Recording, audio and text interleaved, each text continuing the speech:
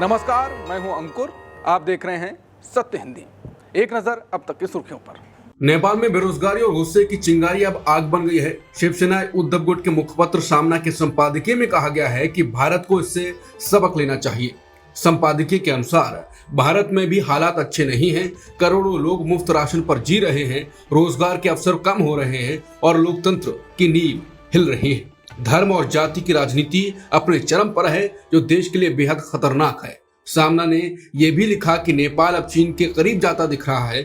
नेपाल के पीएम पहले चीन और पाकिस्तान जाते हैं, भारत नहीं। नेपाल में सैकड़ों चीनी शिक्षक पढ़ा रहे हैं और लोग चीनी भाषा सीख रहे हैं। पहले नेपाल भगवा रंग में नजर आता था, अब वो पूरी तरह लाल हो चुका है। नेपाल ने भारत पर अवैध रूप से उसकी जमीन कब्जाने का भी आरोप लगाया है। लिपुलेख पास और आसपास के इलाकों पर नेपाल दावा करता है। भारत ने इन दावों को इतिहास और तथ्यों पर आधारित न मानते हुए खारिज किया है।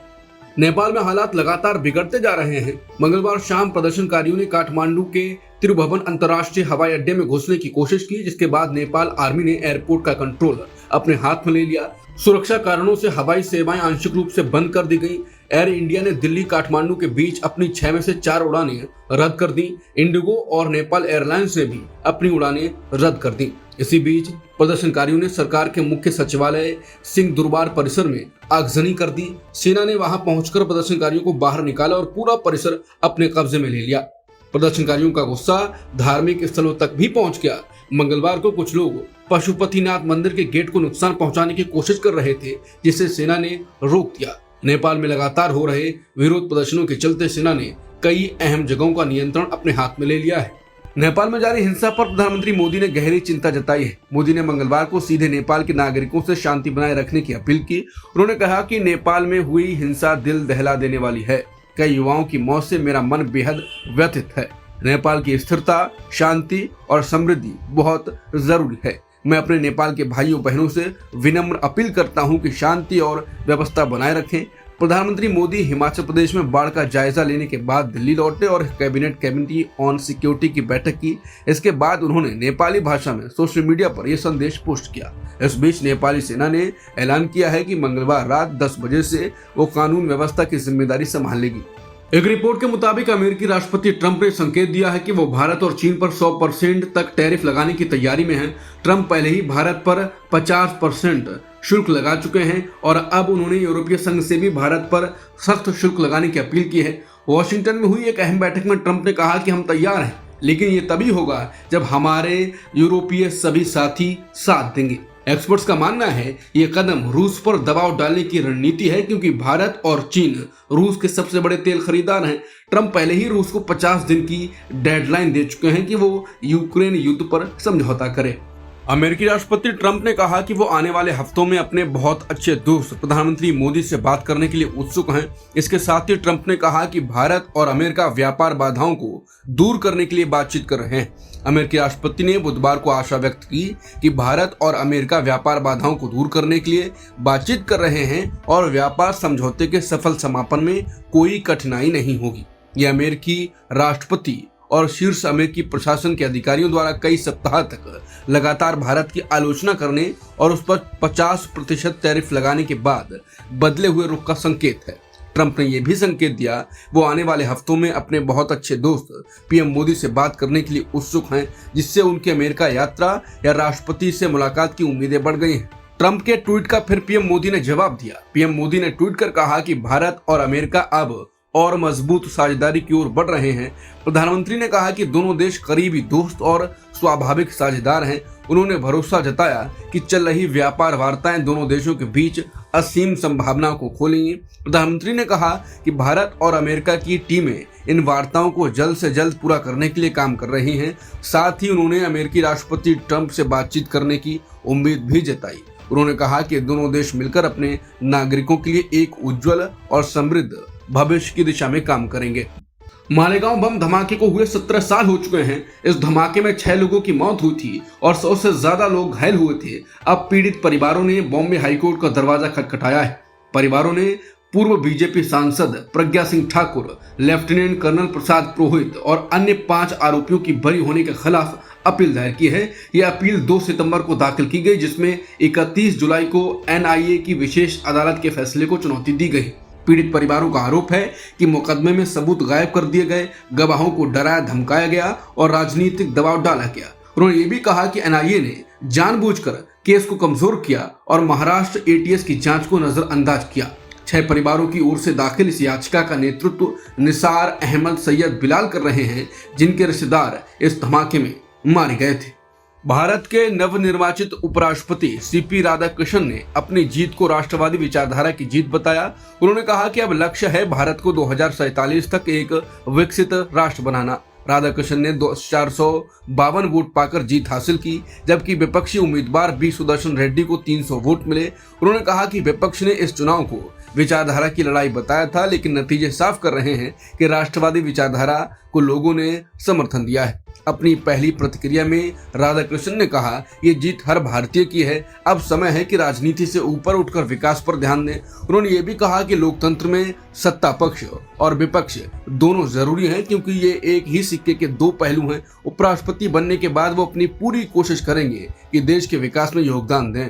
पूर्व उपराष्ट्रपति जगदीप धनखड़ ने अपने उत्तराधिकारी सीपी राधाकृष्णन को शुभकामनाएं दी। उन्होंने कहा कि राधाकृष्णन के अनुभव से उपराष्ट्रपति का पद और भी गरिमा प्राप्त करेगा। ये धनखड़ का जुलाई में इस्तीफा देने के बाद पहला सार्वजनिक बयान था। उन्होंने राधाकृष्णन को लिखे पत्र में कहा कि आपका इस ऊंचे पद पर पहुंचना देश के प्रतिनिधियों का आप पर भरोसा और विश्वास सिखाता है। धनखड़ ने कहा कि सार्वजनिक जीवन के उनके लंबे अनुभव से उपराष्ट्रपति का पद और अधिकार सम्मान और गौरव प्राप्त करेगा। उपराष्ट्रपति चुनाव में एनडीए उम्मीदवार सीपी राधाकृष्णन की जीत तो पहले से तय मानी जा रही थी, लेकिन असली झटका विपक्षी इंडिया गठबंधन को भीतर से लगा। विपक्ष के उम्मीदवार बी सुदर्शन रेड्डी को सिर्फ 300 वोट मिले। चुनाव से पहले विपक्ष को भरोसा था कि उन्हें कम से कम 315 से 324 वोट तक मिलेंगे, लेकिन नतीजों ने उनकी एकता की पोल खोल दी। चुनाव में विपक्षी खेमे से कम 15 क्रॉस वोटिंग हुई और कुछ वोट अमान्य भी पाए गए। इससे इंडिया गठबंधन की एकजुटता पर सवाल उठ गए हैं। अब गठबंधन के भीतर शक की सुई कुछ दलों और नेताओं पर घूम रही है। चर्चा है कि आम आदमी पार्टी के कुछ सांसदों, महाराष्ट्र में शिवसेना यूबीटी और एनसीपी एसपी गुटों और राजस्थान के एक सांसद की भूमिका संदिग्ध हो सकती है। यहाँ तक कि तमिलनाडु से विपक्ष के सारे वोट सही पड़े या नहीं, इस पर भी सवाल उठ रहे हैं। यह क्रॉस वोटिंग अब इंडिया गठबंधन की अंदरूनी दरार और आपसी अविश्वास को और गहरा कर रही है। मणिपुर के राज्यपाल अजय भल्ला ने 13 सितंबर को होने वाली प्रधानमंत्री मोदी की संभावित यात्रा से पहले कुकी-जो समुदाय के बीच विधायकों के साथ बैठक की। ये बैठक चुराचांदपुर जिले के डीसी ऑफिस में हुई। हालांकि बैठक का एजेंडा साफ नहीं हुआ है, लेकिन सूत्रों का कहना है कि ये पीएम मोदी की यात्रा की तैयारियों से जुड़ा हो सकता है। पीएम मोदी इम्फाल के कांगला और चुराचांदपुर जिले, जो कुकी-जो बहुल इलाका है, दोनों जगहों का दौरा कर सकते हैं। भारत निर्वाचन आयोग ने मंगलवार को बड़ा फैसला किया। सुप्रीम कोर्ट के आदेश के बाद अब बिहार में स्पेशल इंटेंसिव रिवीजन यानी एसआईआर के दौरान पहचान पत्र के तौर पर आधार कार्ड को भी मान्य कर लिया गया है। निर्वाचन आयोग ने बिहार के मुख्य निर्वाचन पदाधिकारी को तुरंत प्रभाव से पालन करने के निर्देश दिए हैं। आयोग ने साफ किया है कि अब तक जो 11 पहचान पत्र मान्य थे, उनमें आधार कार्ड को जोड़कर कुल 12 दस्तावेज मान्य होंगे। साथ ही ये भी स्पष्ट किया गया कि आधार को केवल पहचान पत्र के रूप में इस्तेमाल किया जाएगा, नागरिकता के सबूत के तौर पर नहीं। अमेरिका की राजनीति में नया विवाद खड़ा हो गया है। रिपब्लिकन सांसद और ट्रंप प्रशासन के बड़े अधिकारी बिल पुल्टे को लेकर असंतोष बढ़ रहा है। बिल पुल्टे, जो फेडरल हाउसिंग फाइनेंस एजेंसी के डायरेक्टर हैं, हाल के दिनों में राष्ट्रपति ट्रंप के सबसे बड़े समर्थकों और सोशल मीडिया पर आक्रामक चेहरों में से एक बन गए हैं। लेकिन उनके यही तेवर अब रिपब्लिकन नेताओं को नाराज कर रहे हैं। सूत्रों के मुताबिक वाशिंगटन में एक प्राइवेट डिनर के दौरान ट्रेजरी सेक्रेटरी स्कॉट बेसेंट इतने नाराज हो गए कि उन्होंने पुल्टे को घूंसा मारने की धमकी तक दे दी। कुछ रिपब्लिकन सांसद बेसेंट की सख्ती पर खुशी जता रहे हैं। एक रिपब्लिकन सांसद ने पुल्टे को संघी करार दिया, वहीं दूसरे सांसद ने कहा कि वो अपनी हैसियत से ज्यादा बड़ा बनने की कोशिश कर रहे हैं। दरअसल पुल्टे वही अधिकारी हैं जिन्होंने सबसे पहले फेडरल रिजर्व की गवर्नर लीसा कुक पर मॉर्गेज फ्रॉड का आरोप लगाया था, जिसके बाद ट्रंप ने उनके बर्खास्तगी के आधार के रूप में इस्तेमाल किया। ये विवाद दिखाता है कि ट्रंप की पार्टी में बेचैनी है। अमेरिका में बड़ा फैसला आया है। एक फेडरल जज ने ट्रंप के आदेश को गैर कानूनी ठहराया है, जिसमें उन्होंने फेडरल रिजर्व बोर्ड की सदस्य लीसा कुक को हटाने की कोशिश की थी। यूएस डिस्ट्रिक्ट जज जियाकॉब ने कहा कि ट्रंप का यह कदम उस कानून के खिलाफ है जो फेडरल रिजर्व को राजनीतिक दबाव से बचाने के लिए बनाया गया है। नियम के मुताबिक बोर्ड के किसी सदस्य को केवल उसकी नौकरी के दौरान हुई गलती या गंभीर अनियमितता पर ही हटाया जा सकता है। ट्रंप ने आरोप लगाया था कि लीसा कुक ने अपने घरों के मॉर्गेज यानी हाउस लोन में गलत जानकारी दी थी, यानी 2 अलग अलग घरों को प्राइमरी रेजिडेंस दिखाया। इस पर उन्हें बेहतर लोन रेट मिले, लेकिन जज ने इसे कमजोर और अप्रमाणित आरोप बताते हुए खारिज कर दिया।